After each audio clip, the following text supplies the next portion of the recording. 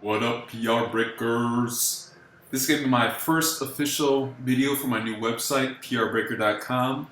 And with this website, my goal is to give viewers articles, videos, blogs, various forms of information to, help you improve your training, help you improve your nutrition, give you general advice on supplementation, mobility work, pretty much everything you need to perform at your best and, as the name implies, break your PRs, man. I filmed some footage from my workouts, so I figured I'd use this footage to talk about my current training program and how I structure my training. Right now, I'm doing a DUP protocol where I'm training squats and deads twice a week on Mondays and Thursdays, and then bench press and upper body twice a week on Tuesdays and Fridays. The Monday and Tuesday workouts are higher rep training, and then the Thursday and Friday workouts are lower rep training. For this specific workout, I was performing 5 sets of 4 reps with 335 on squats. Now, 335 isn't my max weight for 4 reps, but because I'm doing 5 sets, it makes the workout challenging. A lot of times people feel like they need to train at 100% max weight all the time, and really, while you can do that, I find it's more beneficial to train with a higher frequency and higher volume using submaximal weights. And I've personally found with myself and my clients that doing so leads to 1, becoming more efficient and better at performing the movement, and 2, obviously getting stronger from performing a lot of work. Simply becoming better at performing and executing a movement like squats, deadlifts, and bench press will lead to you being able to lift heavier weights. Not even necessarily because you're stronger, just because you're better at performing that movement. For me, one thing I've been focusing on for the past year or so is my setup during the movement and creating a routine. So every time I, for example, squats here, put the bar on my back, my setup is the same, my form is the same during the set, and it just leads to you overall performing better each and every workout. I'm sure you've all experienced sets where your setup is perfect, your form is perfect, and you just feel overall stronger. Now, the key is being able to use that setup and form every single time so you're performing at your best. And one of the things I've been focusing on is putting my spine and pelvis in the correct position at the start of the lift.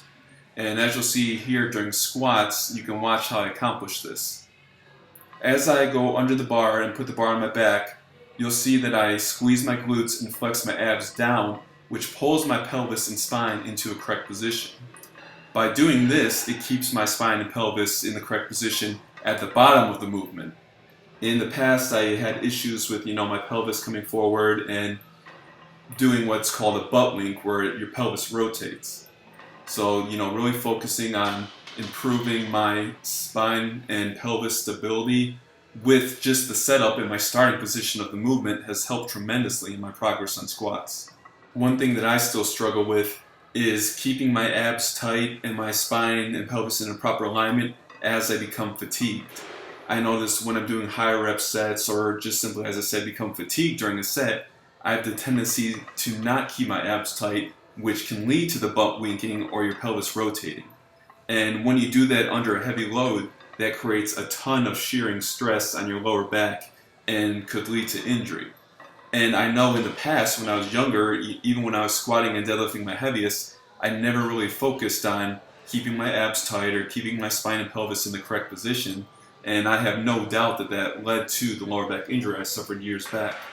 Alright, looks like I finished up the squat portion of my workout, and now it's moving on to deadlifts. Lately, I've just been performing submaximal singles with deadlifts.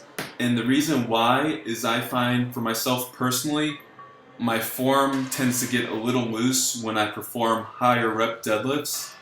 I've never really been a fan of high rep deadlifts. In the past, years and years ago, I never went above 5 reps on deadlifts, and for a similar reason as now, I felt like my form would get a little sloppy. Sticking with submaximal singles allows me to ensure I'm using proper form on every rep, and also, as I talked about earlier, practice my setup and form on deadlifts. Especially if you're training for a powerlifting competition where you're simply going for a 1 repetition max, you're not necessarily training your deadlift form for multiple reps, you're specifically training to make sure that single rep is the best you can perform.